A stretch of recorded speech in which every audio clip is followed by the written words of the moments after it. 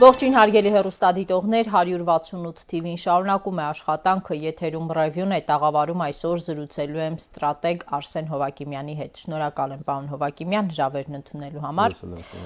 Պարոն Հովակիմյան, առավելապես ապրիլյան վերջին պատերազմից հետո մենք շատ հաճախ ենք լսում խոսակցություններ պետությանն անհրաժեշտ ստրատեգիայի կամ ռազմավարության մասին, թե ինչպիսին այսուհետ պետք է լինենք որպես պետություն, պետք է փոփոխությունների ենթարկենք մեր ընկալումների, եթե այո, ապա ինչպիսի, ովքեր պետք է մեզ հուշեն այդ փոփոխությունները, եւ ինչու մենք պետք է գնանք գլոբալ առումով մեր ռազմավարության փոփոխության։ Նախ այստեղ պատերազմից առաջ եւ հետո այդ հասկացողություն դրանք իրար հետ փոխկապակցված են։ Որովհետեւ ոնց ասեմ, Կոնֆուցիոսի խոսքերով ասեմ, ասում է անպատրաստ զորքին ուղարկելով մարտի դաշտ, դու արդեն դավաճանում ես ի սկզբանե։ Հիմա մեր զորքը միջև հեղափոխությունն է անպատրաստ եղել, ոչ մեկ չի զբաղվել, չի պատրաստել, ու 2016-ը դրա վառ ապացույցն է, 2016-ի դեպքերը, այդ ապրիլյան, դրա վառ ապացույցն է, եւ շարունակությունն է։ Ամեն ինչ պետքա փոխվի, հիմնապես պետքա փոխվի ամեն ինչ, նաև մոտեցումները, նաև բանակի նկատմամբ մոտեցումները, որովհետև ժամանակները փոխվում են, պատերազմի բնույթը նույնն է, բայց ոչն է փոխվում, պատերազմելու ոչն է փոխվում, ու մեր մոտ ինչ որ հայրենական մեծ պատերազմի ժամանակվա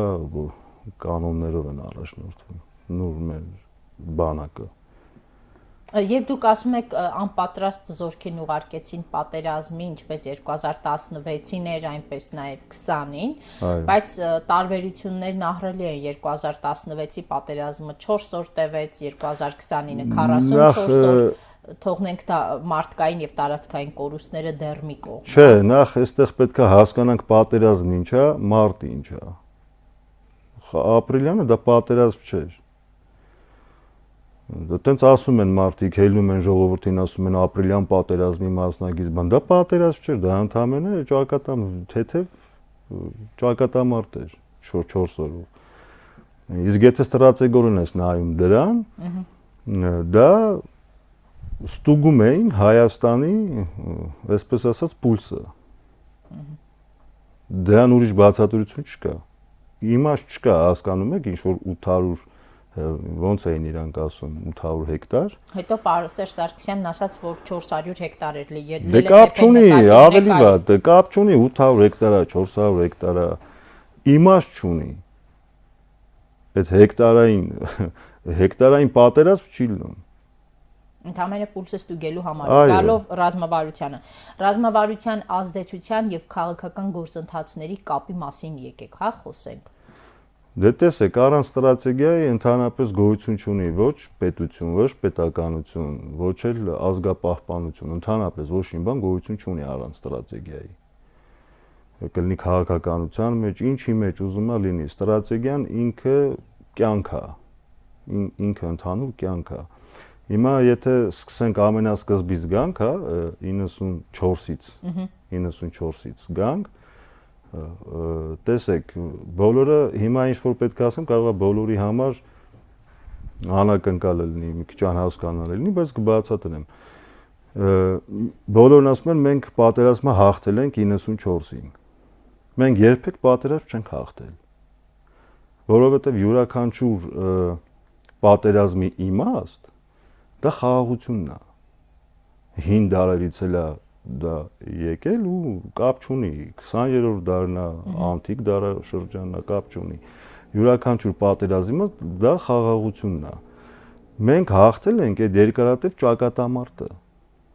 Մենք պատերազմ չենք հաղթել, որովհետև եթե մենք պատերազմ հաղթեինք, մենք պետքա ստիպեինք թե այլ ձևերով խաղաղության պայմանագիր ստորագրվեր, որպեսզի դու համարես հաղթածա։ Դա նման է մի բանի, ոնց որ ավելի պարզացնեմ, որ վազորդները, վազքի մրցույթը, մեկը առաջինն է ֆինիշի գիծը հատում ու սպորտային սուդյաները, դատավորները չեն ճանաչում իր հաղթանակը, ոչ էլ երկրորդի պարտությունն են ճանաչում, Ու ասում են, գիտես ինչ, դուք հոգնել եք, մի քիչ հանգստացեք, գնացեք վերականգնեք ձեր ուժերը, հետո կքննարկենք ով է հաղթել։ Այդ նույն պատմությունն է, այսինքն զինադադարը հենց այդ բառը դա էլ ասում է։ Իսկ ինչի՞ չհաղթեցին, որովհետև ստրատեգիա չունեին։ Մարկանց, որպեսզի ամբողջ աշխարհին համոզեին, ասեին, որ Ադրբեջանին ստիպեին, հա, չնայած Ադրբեջանը ժամանակ արդեն շատ ընկճված վիճակում էր, մենք հաղթող կողմ էինք, ստրատեգիա չունեին։ Առաջին նախագահան այս ընտրություններից առաջ, այս խորհրդանական հանրայինի հարցազրույցների եթերում ասում էր բանը, մենք պետքա անկեղծ լինենք, եթե դուք մտածում եք, որ քաղաքականության մեջ Հայաստանը կարա ինչ-որ իր խոսքերով շուստուրություն անի, հա, դա աբսուրդ է, քո վրա կծիծաղեն բան, բայց ես սենց կպատասխանեմ իրան, հա, ավելի շատ մեծ խելք է պետք ունենալ, որպեսզի ներկայացնել սեփական գերազանցությունը։ Հիմա իրանք չունեին այդ խելքը։ Չկար ստրատեգիա առաջին Արցախյան պատերազմից հետո։ Այո։ Չկար հիմա նաև։ Հիմա էլ չկա։ Ընդհանրապես մենք 94 թվից հետո մենք ստրատեգիա չենք ունեցել։ Եկեք կետերով ներկայացնենք, ինչպեսին պետք է լինի այդ ռազմավարություն ասված։ Դե հիմա տեսեք Քանի ասեմ։ տարով պետք է մշակի, դա ով պետք է մշակի, դա անհատներն են մշակում, թե դա պետության գործառույթն է, ինքը Հայաստանի պայմաններում մշակում են անհատները, քանի որ մեր մոտ ոչ մի պետական ինստիտուտ չկա։ Հայաստանում չկա ռազմավարության ինստիտուտ։ Ռազմական ինստիտուտը պետք չի շփոթել ռազմավարության։ Իհարկե դրանք տարբեր բաներ են։ Ռազմավարության ինստիտուտներ կան Չինաստանում, Իսրայելում, Անգլիայում, Պարսկաստանում։ Եթե պետք է լինի, հետո կմանրամասնեմ, անուններն կտամ, որ մարդիկ գնան նայեն, ուսումնասիրեն։ Նման պետություններում կա, մեր մոտ չկա։ Հիմա տեսեք, այստեղ իրանց ռազմավարությունը, եթե կարելի է այդ լոզունգը ռազմավարություն, իրանք այդ լոզունգը, որ Ռուսաստանը մեզ պաշտպան, այդ լոզունգը իրանք սարքել են ռազմավարություն։ Այսինքն պատերազմից հետո 95 թվին բերին ռուսական բազան Հայաստան, որ դաշնակից են եւ այլն, այդ 102-րդ բազան բերին Հայաստան ու դրանով բավարարվեցին, որ ինչ լինի մեր հետ, ռուսը մեզ պաշտպան։ Չէ, նաև բանակ էին կառուցում 30 տարի, այնպես չի, որ դրանով բավարարվում էին, պարոն Հովհաննիսյան։ Չէ, դե հիմա տեսեք, կառուցում էին բանակը։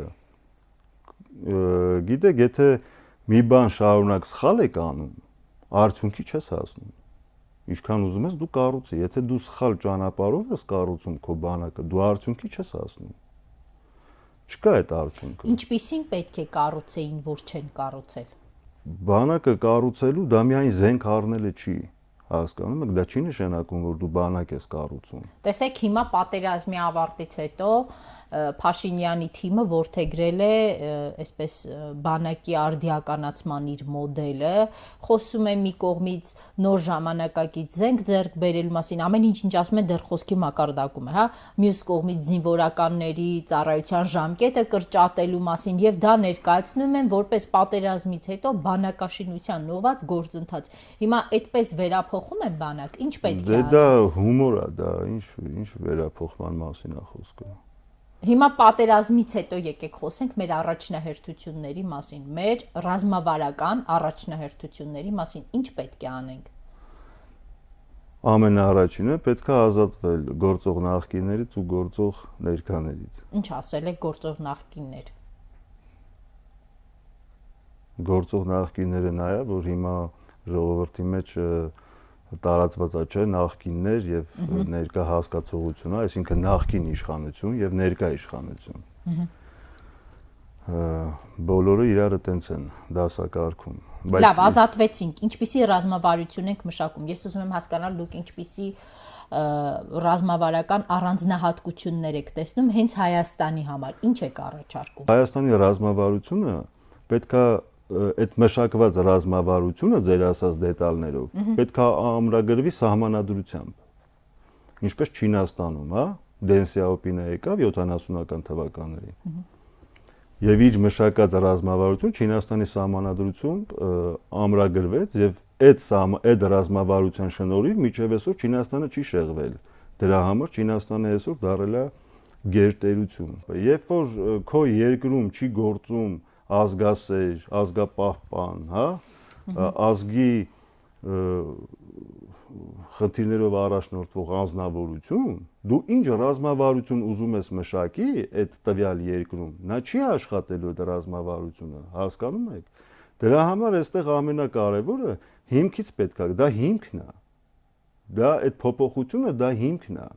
Պետք է մարդիկ վերամիավորվեն, դառնան ազգ, այս ժողովուրդը պետք է վերամիավորվի, դառնա ազգ։ Պատերազմից հետո շատ ենք լսում, որ այս պատերազմը դասեր է մեզ տվել, հա, ու դասեր պետք է քաղենք։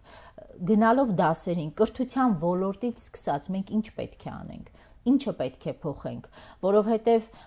կա նաև տեսակետ, որ այս պատերազմում մեր պարտության պատճառը նաև այն էր, ոչ միայն այն, որ մենք զենքի կամ դուխով տղաների պակաս ունեինք, այլ այն, որ մենք գիտելիքի պակաս ունեինք։ Ինչ պետք է անենք։ Իսկ ինչի համար այդ գիտելիքի պակասը մենք ունեինք։ Ասես մի հատ լավ հասկացողություն կա, երբ որ միտքդ պղտորված է եւ սիրտդ կասկածների մեջ է, դու պետք է վերադառնաս սկիզբ։ Սկզբից գաս, որպեսզի դու լուսավոր տեսնես այդ ճանապարհը։ Հիմա մենք պետք է սկզբից գանք, հասկանում եք, մենք չենք կարա կեսից խոսանք, մենք չենք կարա ինչ-որ մի բան մոռանանք, ինչ-որ մի բան աշկաթող անենք ու կենտրոնանանք ինչ-որ մի բանի վրա։ Դե եկեք գանք սկզբից։ Ոչ մեկ ոչ մի ստրատեգիա չի ունեցել, բառից բուն իմաստով չեն ունեցել Նկատի ունեք պետության, չգիտեմ, աշխարհի հետ հարաբերվելու ավելի լայն կոնսպեկտով պետք է նայել։ Տեսեք, Հայաստանի դիրքը, տեսեք, ուրեմն այստեղ հարցը գիտեք, Ռուսաստանը չի, Արևմուտքը չի, հա, որովհետև քաղաքական գործիչների կես ասում է մենք ռուսամետ ենք, կեսը արևմտամետ ենք, դա ստրուկի բան է, հոգեբանություն է։ Ինչպես լինել հայամետ։ Այո, ինչպես լինել հայամետ։ Հիմա տեսեք, այստեղ ինչ խնդիր կա, հա, ասենք, երբ որ դու գալիս ես իշխանության, դու պետք է առաջնորդվես միայն քո շահերից, քո ազգի շահերից ելնելով։ Հիմա իրանք նախկինները, հա, եթե իրանք քարոզները նայում ես կամ իրանք ելույթները նայում ես, մի որոշ մասում գովեստով են զբաղված, իրանք գովում են, թե իրանք օրոք ոնց է եղել, այն մյուս մասն էլ իրանք արդարացնում են, թե ինչի պատճառով է տենց եղել։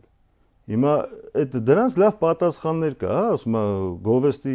գովասանքի նկատմամբ հնչակախծը աղքա թե արժանինքներով։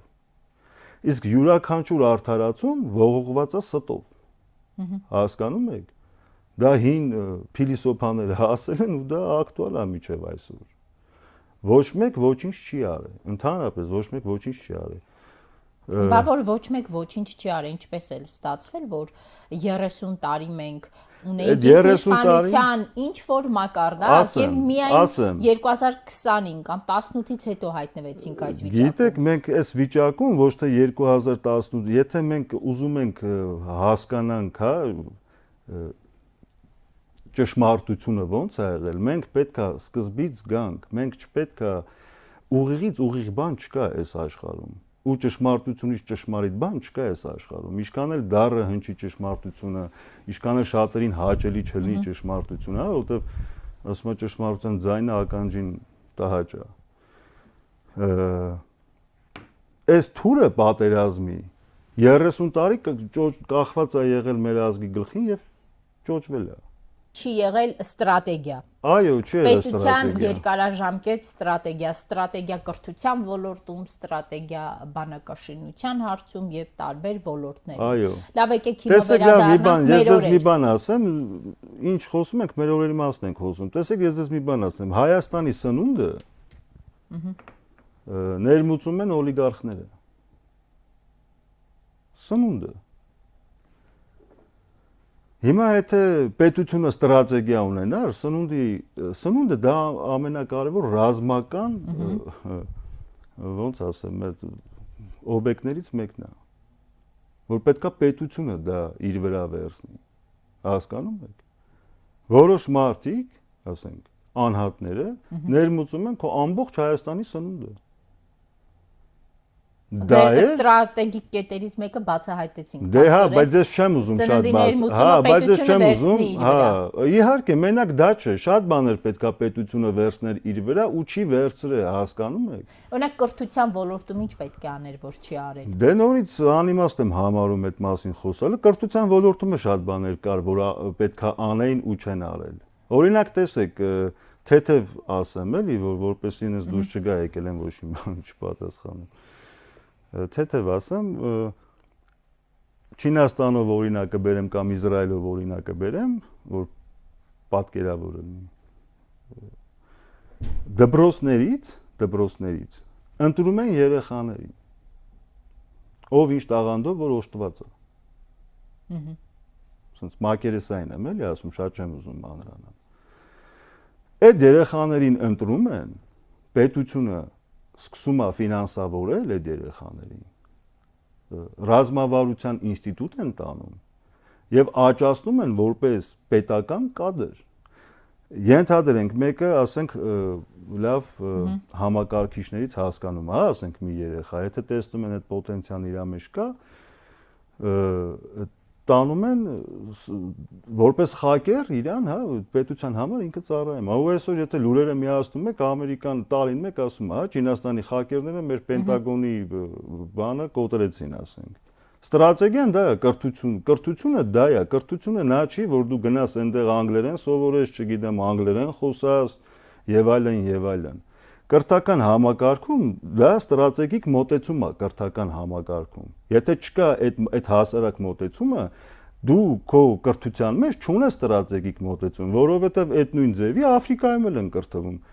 ժողովուրդը։ Գնում է դասա սովորում, աշխարհագրություն, անգլերեն, ասենք ռուսերեն, հայոց լեզու, դա Հետո որքանով է դա կարողանում կյանքում կիրառել, դա ոչ մի ձև էլ ինքը չի կարող կյանքում կիրառի։ Ոչ մի ձև ինքը դա չի կարող կյանքում կիրառի։ Այսինքն առաջնահերթությունների թվում է ռազմավարության ինստիտուտի ստեղծումը Հայաստանում։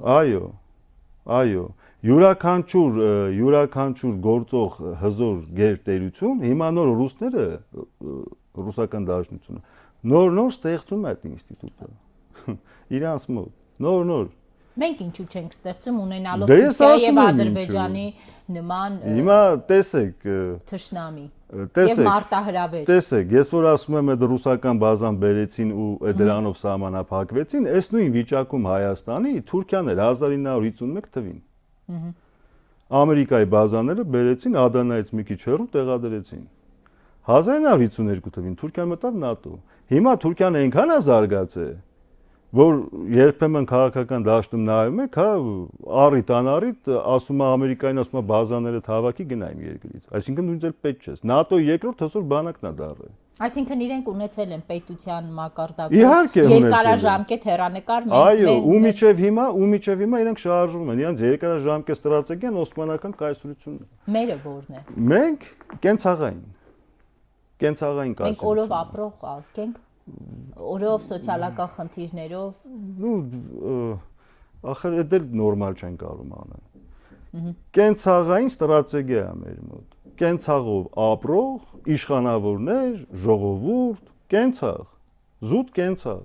ուրիշ ոչ մի բան։ Իսկ ո՞րն է պատճառը, որ օրինակ նրանք ունեն այդ ազգային պետության գաղափարը եւ այլն, մենք չէ։ Դա ինչի՞ց է։ Անհատ մարդիկ։ Պատճառը մարդն է։ Տեսեք, յուրաքանչյուր խնդրեմ ունի անուն ազգանուն։ Կյանքում էլ է այդպես։ Հայաստանում Փառք Աստծո տանազգանները այդքան շատ չեն։ Լավ, այսինքն Թուրքիան, որը ուներ պանթուրքական ծրագիր կյանքի կոչելու եւ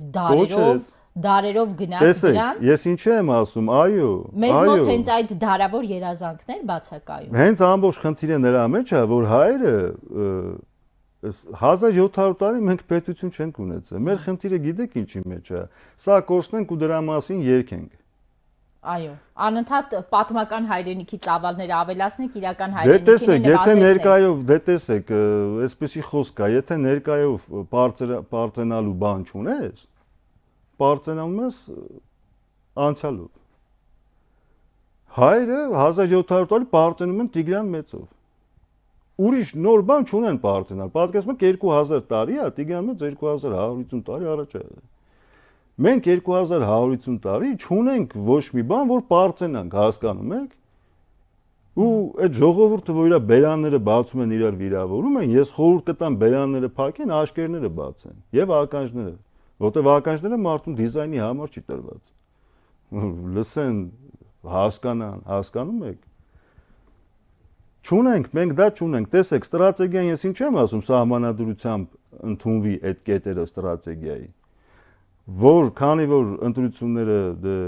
ժամանակավոր են, չէ՞, այստեղ բոլորը գալիս են որպես հյուր, իշխանավորները գալիս են մի հյուր։ քանի տարով, 4-5 տարով։ Այո, մաքսիմում 10, ասենք, ի՞նչ է մտածում։ Կենցաղ։ Դες մը 10 տարով եմ։ Հավերժ չեմ, որ լավ հետո ասեմ, դե լավ, դե հերիք ա մի քիչ էլ ասենք։ Ստրատեգիան պետք է ընդունվի սահմանադրությամբ, այդ կետեր, այդ կանոնները, այսինքն կապ չունի իշխանությունը փոխվավ, չփոխվավ, ով գա դրանով առաջնորդվի, չշեղվի։ Իսրայելը տեսեք,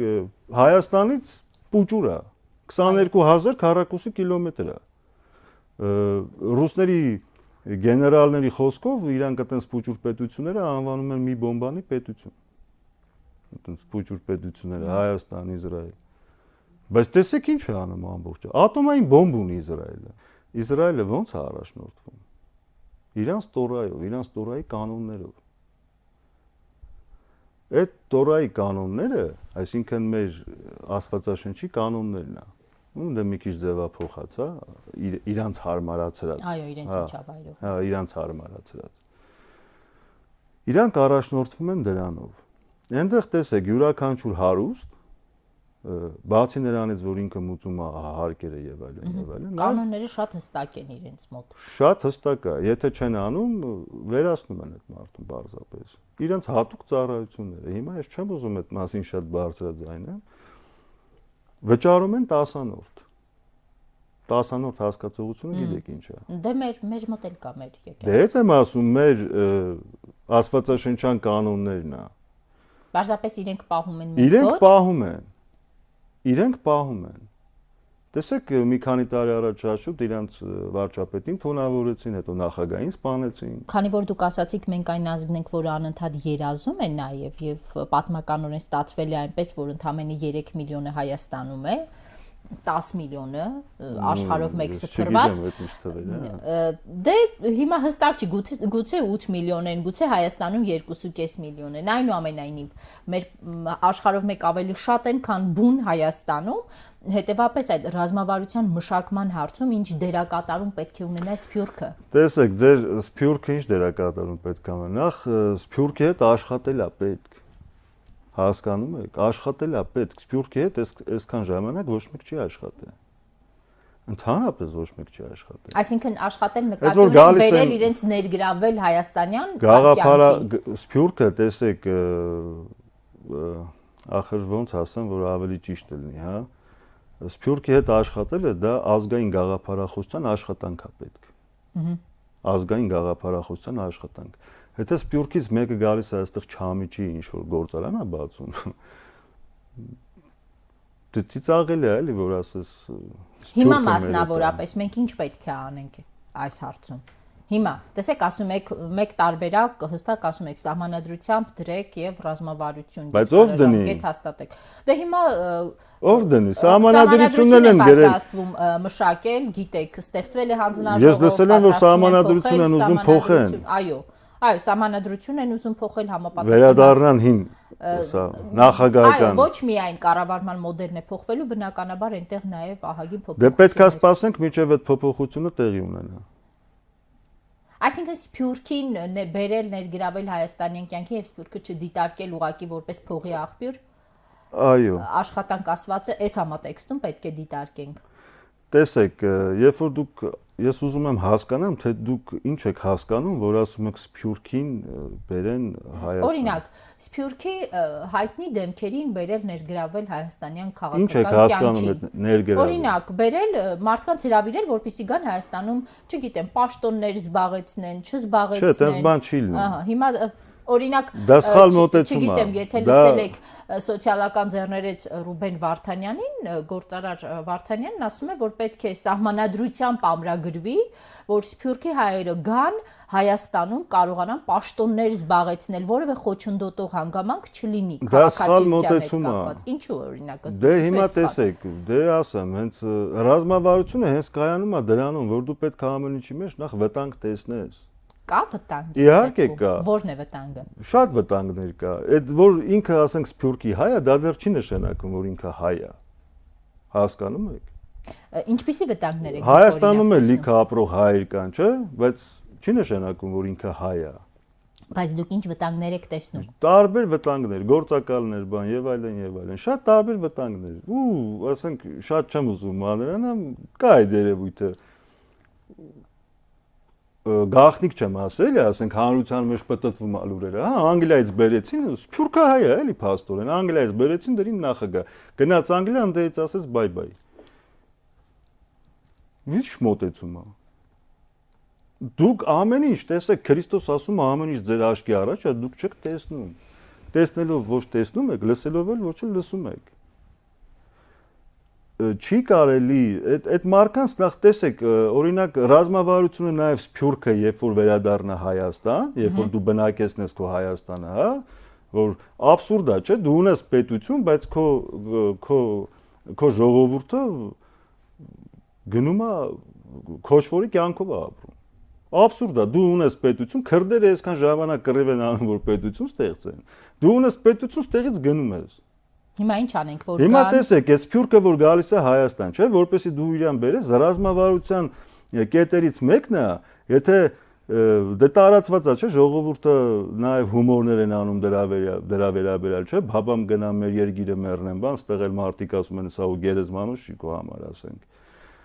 Յուրաքանչյուր Սփյուռքահայ, եթե ուզում է գա Հայաստան ապրի,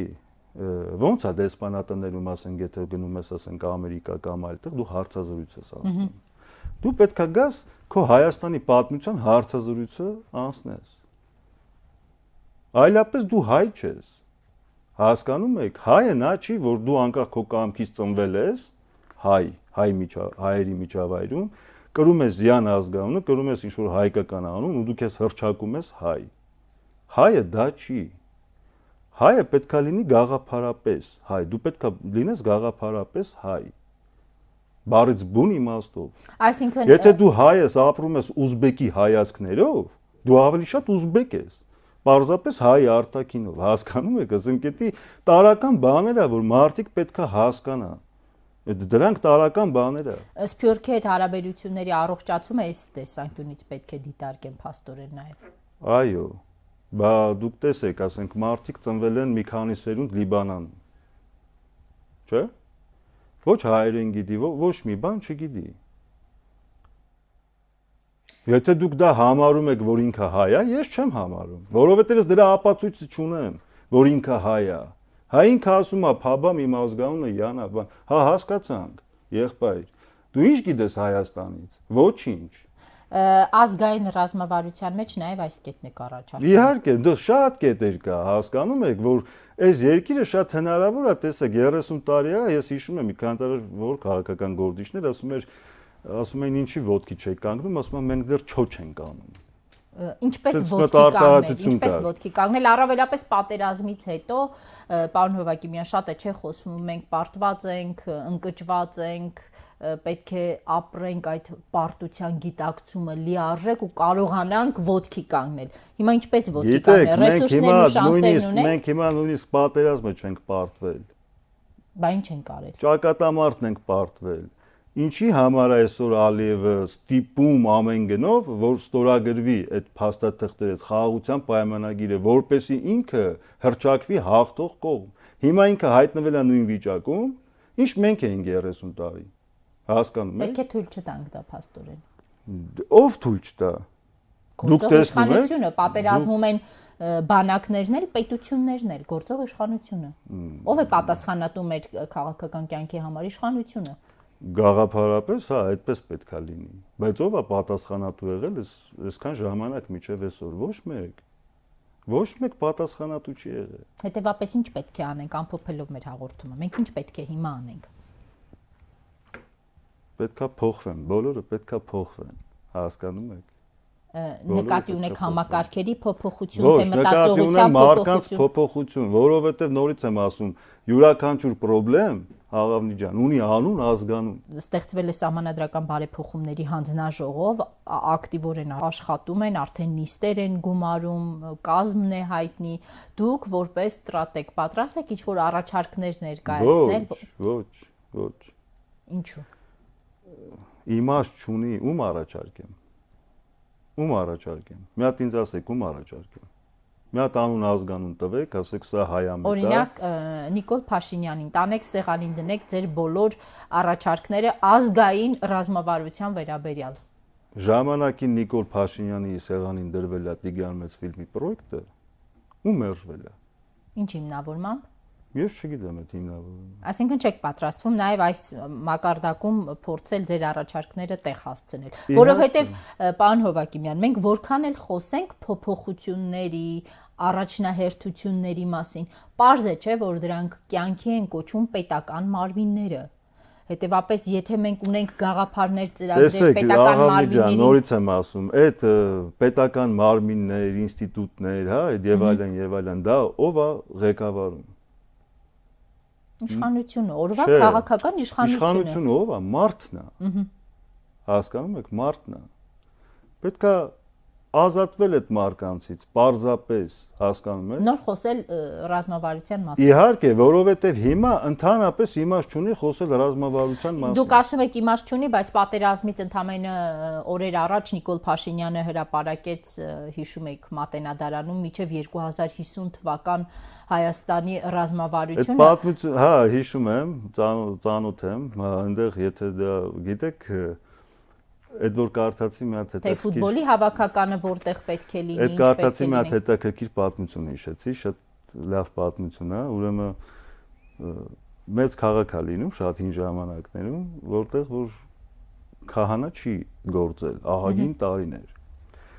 Ու մի խաբեպա իմանում է այդ մասին, քահանայի շորերը հագնում ու գնում է այդ քաղաք, որպեսզի իր գործունեությունը ծավալի այդ քաղաքում։ Դե ժողովուրդը սրան տեսնում, ասում են, այս Աստծուց է, վերջապես Աստված բարեգութ գտնվեց մեր նկատմամբ, քահանան եկավ իր ոտով, սրան դիմավորում են, տանում են, տուն են տալիս, բան սա զարմանում է այդ ամեն ինչի վրա, ժողովուրդն ասում է, դե այս առաջի 3 օրը պետք է մեզ քարոզես, նոր հետո քո ճանապարհը կշարունակես։ Ու բերում են հրապարակ, որպեսզի քարոզի, ասում է ժողովուրդ, այն ինչ որ ձեզ պետք է ասեմ, չգիտեք։